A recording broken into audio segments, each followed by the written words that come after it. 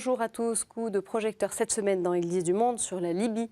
2 ans après la révolte qui a mis fin à 42 ans de règne de Mouammar Kadhafi, le pays est en reconstruction. Mais les violences n'ont pas cessé. Attentats, heurts sanglants entre habitants et milices islamistes à Benghazi, affrontements avec les derniers bastions déchus du régime. Et bien dans ce contexte, les chrétiens, petite minorité d'environ 100 000 personnes, d'origine étrangère, n'échappent pas aux attaques, en particulier dans le nord-est du pays. Entre prudence, mais aussi espérance, quel est leur quotidien?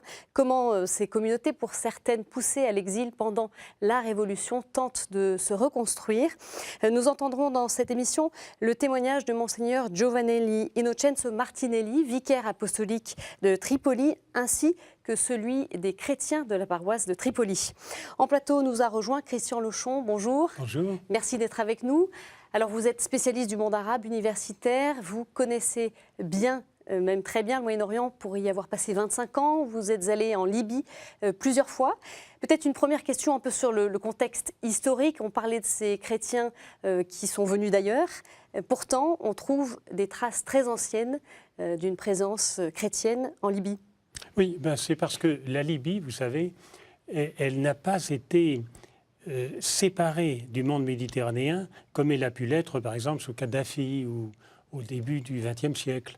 La Libye a toujours fait partie des empires méditerranéens, de l'Empire romain. Lorsque vous allez à Leptis Magna, Septime Sévère, empereur de Rome, c'est un Libyen.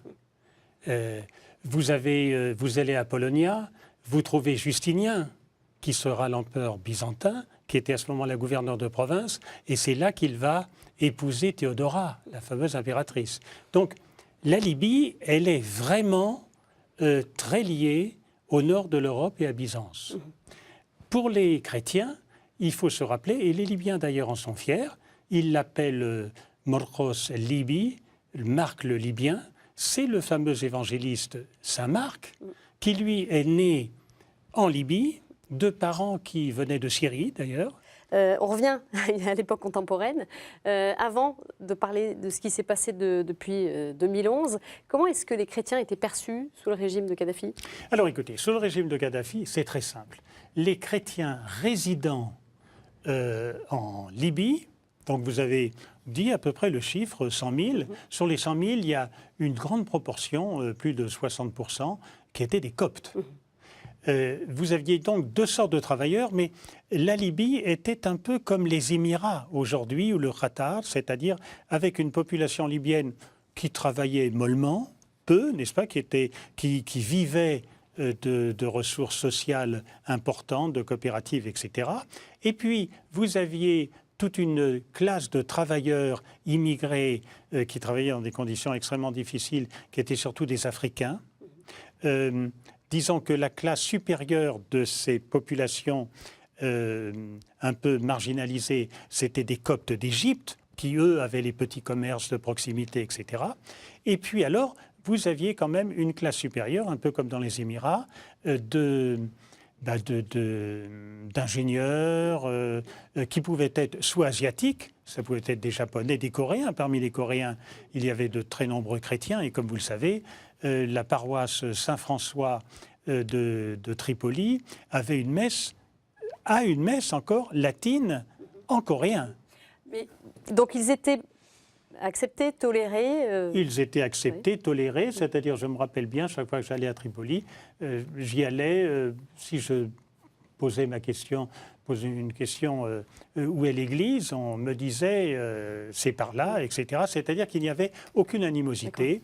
D'ailleurs, les Libyens, comme vous le savez, appartiennent à des confréries. Ce sont des gens tribalisés, mais ils appartiennent à des confréries. La principale confrérie, c'est la Sénoussia. D'ailleurs, le seul roi, le seul monarque qui a régné par les Anglais à partir de 1942, c'est donc le grand shir de la confrérie des Sénoussia. Et donc, ces confréries, en général, recommandent un islam de proximité, un islam ouvert, sans problème.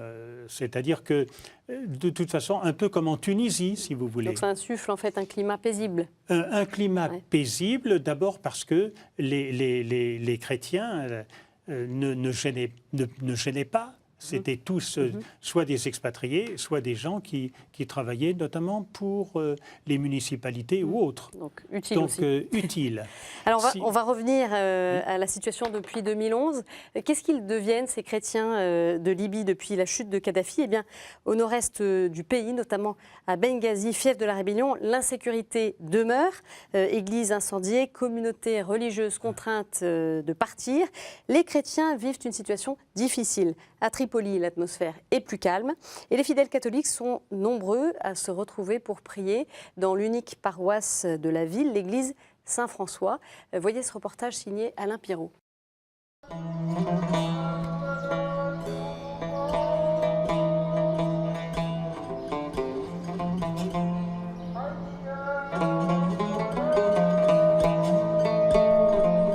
Perdue au milieu des minarets, c'est peut-être l'une des communautés chrétiennes les plus méconnues d'Afrique, la plus discrète aussi. À Tripoli, la capitale libyenne, les chrétiens ne sont qu'une poignée qui tentent comme ils peuvent de faire entendre leur voix. Aujourd'hui justement, c'est l'heure des dernières répétitions pour la chorale de l'église Saint-François. Les chrétiens ont toujours vécu en paix ici à Tripoli. Mais 2 ans après la Révolution, ils regardent avec prudence le cours des événements. The Catholic Church in Libya are accepted by the Libyan people. Although it's accepted, of course we have also to be careful that they will not be offended by what we are doing here as Catholics. As Catholics. Just like our priests are always reminding us.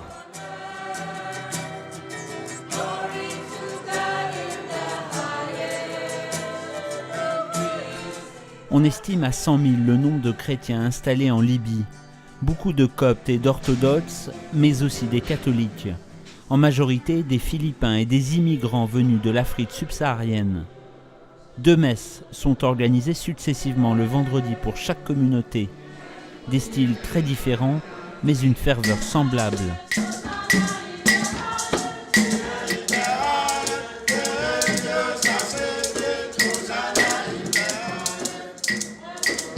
Car l'Église est en fait un refuge pour ses fidèles employés en Libye à des tâches très difficiles, souvent mal rémunérées.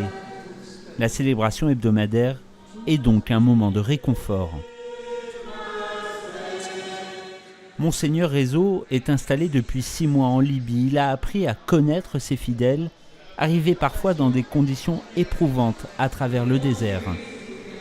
Un quotidien souvent désarmant, qui renforce un peu plus la foi de ce Vendéen habitué des missions étrangères. Le quotidien est armé plus que désarmant.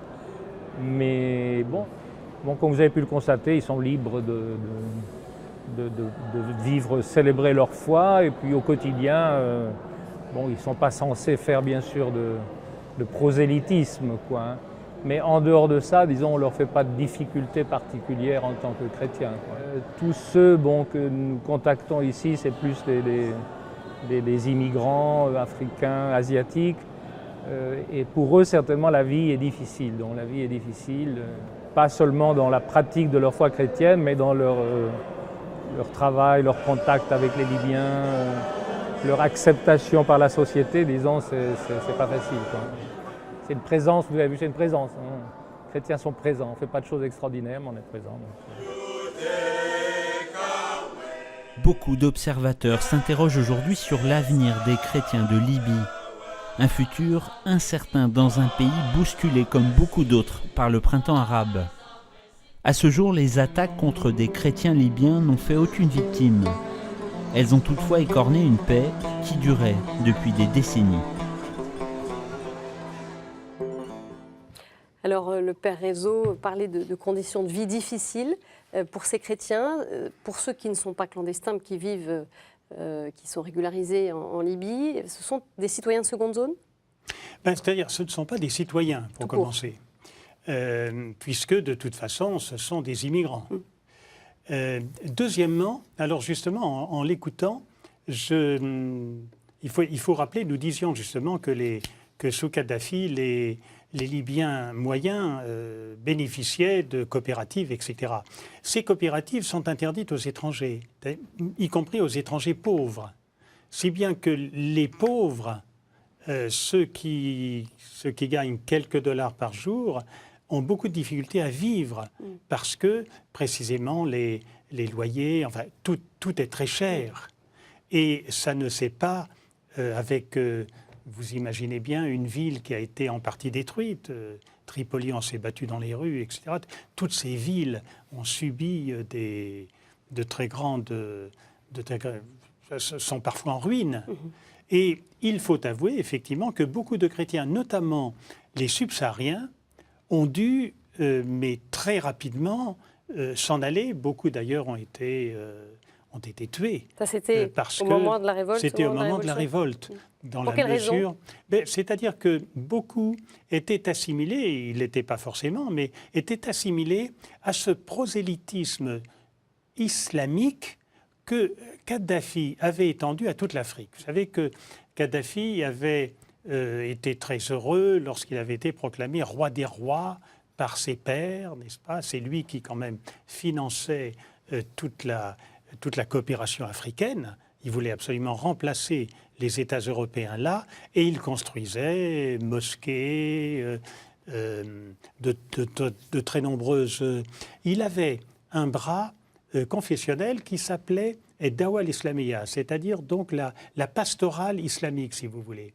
Et cette pastorale islamique, qui avait une presse, etc., convertissait à l'ensemble de l'Afrique, l'ensemble de l'Afrique qui n'était pas encore islamisée. Par exemple, j'ai vu en visitant l'Institut de Dawa al-Islamiyya, par exemple, des gens du Malawi, c'est-à-dire d'États qui n'avaient pas de population. Le Burundi, pour en le revenir Rwanda. à ce qui concerne les chrétiens, donc ce que vous dites là, c'est que les chrétiens étaient tolérés, acceptés parce qu'ils étaient étrangers, en fait, finalement. C'est parce que ça n'était pas des oui, si vous Arabes. vous rappelez que Kadhafi avait joué à plusieurs reprises une carte internationale. D'abord les Arabes, et ensuite il s'était fait des ennemis de tous les pays arabes.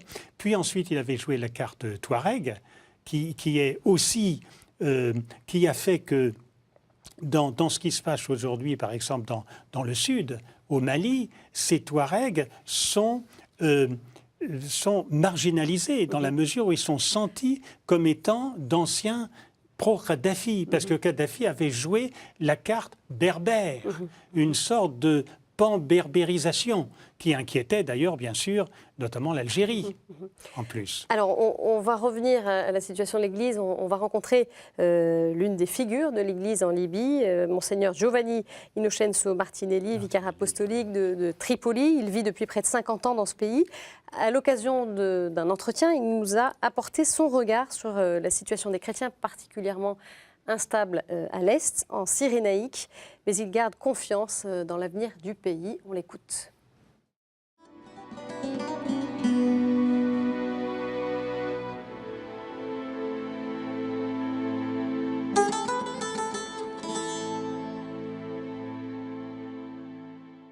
Dans la zone de la Cyrénaïque, les fondamentalistes ont été très forts. Nous avons constaté que dans cette zone, les gens ils ont changé, je ne sais pas. Mais vraiment, a été une évolution sociale, religieuse. Donc les sœurs, surtout, ils ont senti ça, cette pression, vous devez partir. Alors les religieux sont partis. La plupart des sœurs partirent de Tobruk, Derna, Beida, El-Merj, des religieuses qui étaient là depuis 60 ans, 70 ans. Ils ont dû partir avec beaucoup de la peine. Et ça, c'est une surprise pour nous. C'est une chose très triste qui n'appartient pas à la tradition libyenne. La Libye n'est pas un pays fondamentaliste par tradition, mais c'est un pays ouvert au dialogue.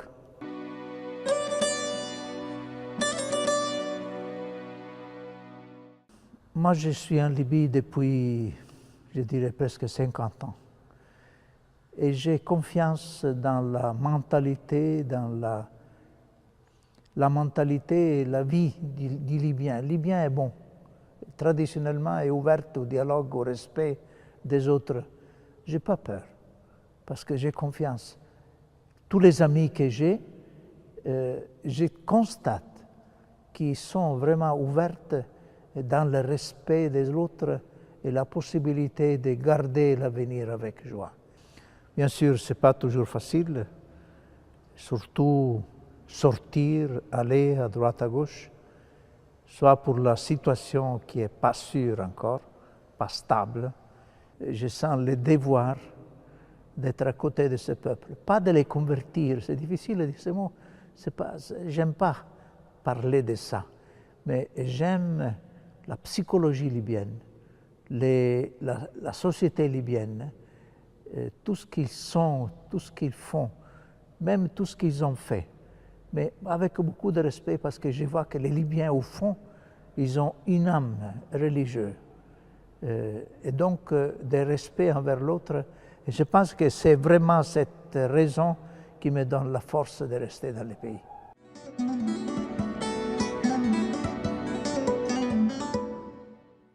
Vous partagez un peu le regard de Monseigneur Martinelli? Oui, j'ai eu l'occasion souvent d'entretenir avec lui.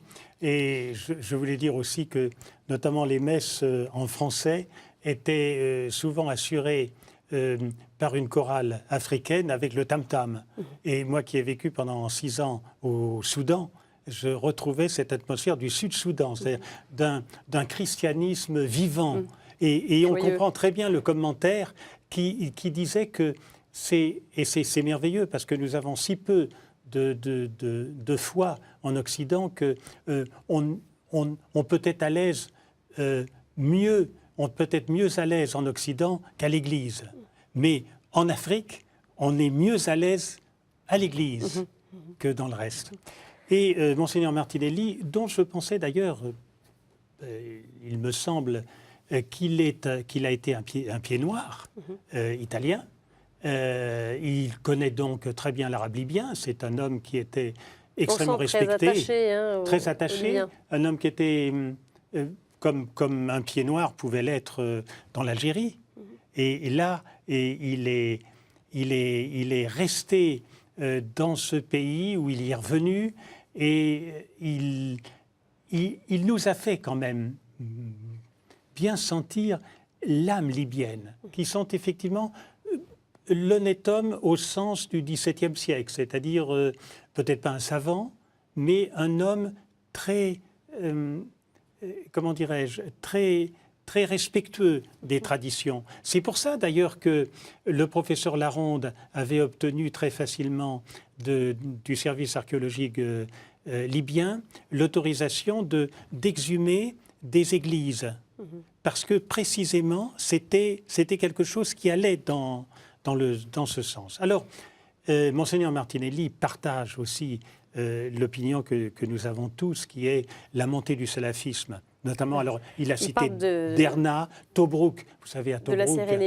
nous avons un cimetière français, franco-anglais de la Deuxième Guerre mondiale. Il y a d'ailleurs aussi un cimetière militaire italien. On s'est beaucoup battu de ce côté-là. C'est Birakem est dans cette région. Et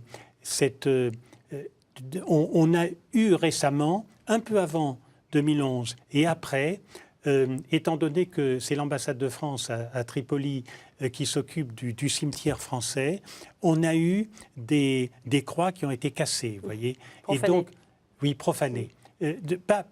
En fait, il n'y a pas eu de profanation, mais il y a eu des croix cassées. Tout le symbole chrétien, sans doute pas parce qu'il était français, mais parce que c'était des croix. Et donc, ça, c'est des phénomènes récents. Ce sont des phénomènes récents. Il ne faut pas oublier que c'est dans cette région, du côté de Derna, en 2002, que Kadhafi avait eu son fameux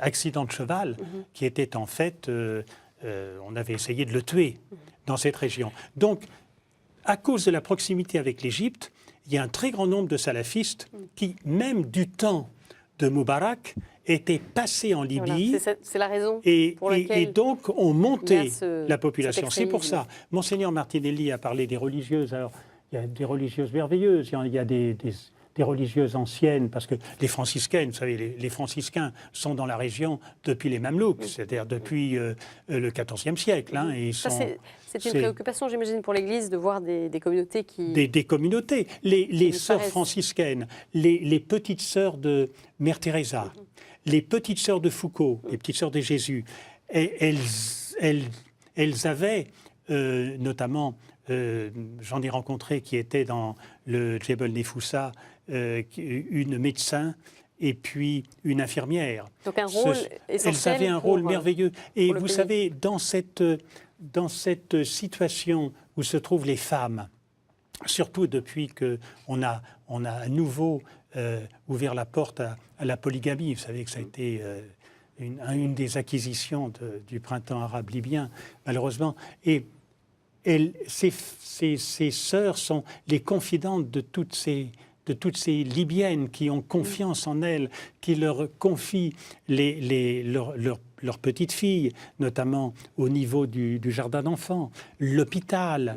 Donc, une présence chrétienne. Alors, elles étaient vraiment aimées pour ce qu'elles étaient.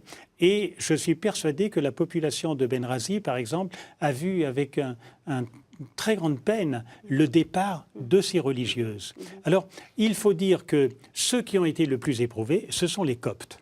Parce que, notamment les Coptes, dans la région, on a vu un assassinat de prêtres coptes déjà. Oui, il y a quelques semaines. Il y a eu un certain nombre de Coptes. À Benghazi, vous voyez, les Coptes étaient les petits marchands du marché, etc. Ils ont été pris à partie parce que vous savez que les Coptes, très souvent, se font tatouer une croix, n'est-ce pas, sur la paume, de telle manière que s'ils sont victimes d'un accident, surtout qu'on ne les enterre pas dans n'importe où, mais qu'on les enterre dans un cimetière chrétien. C'est pour ça qu'ils portent la croix, évidente. Alors en Égypte, on trouvera toujours, etc.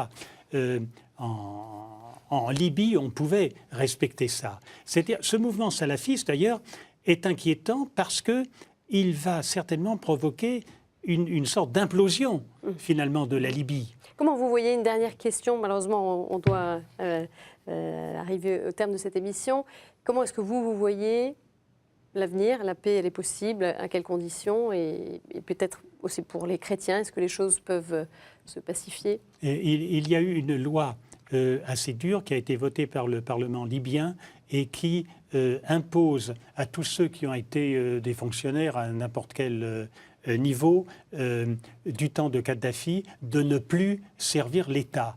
Et ça, c'est vraiment extrêmement difficile parce que ça aboutit à la suppression de l'armée irakienne, par exemple, lors de la venue des Américains en 2003 en Irak. Et à ce moment-là, c'est la fin de l'administration. Plus de sécurité, plus de Il n'y a police, plus de sécurité, il n'y aura plus que des bandes. Alors, il est vrai qu'en Cyrénaïque, c'est un refuge. Le régime égyptien est en train, lui aussi, de passer à l'extrême. Et donc, à court terme, il y aura de la difficulté. D'autre part, étant donné que les chrétiens sont toujours des étrangers, disons qu'ils ne seront pas plus en danger que le citoyen modèle, certainement qu'à un certain niveau, on fera toujours appel à des coopérants techniciens de haut niveau pour l'administration. Certainement qu'on respectera.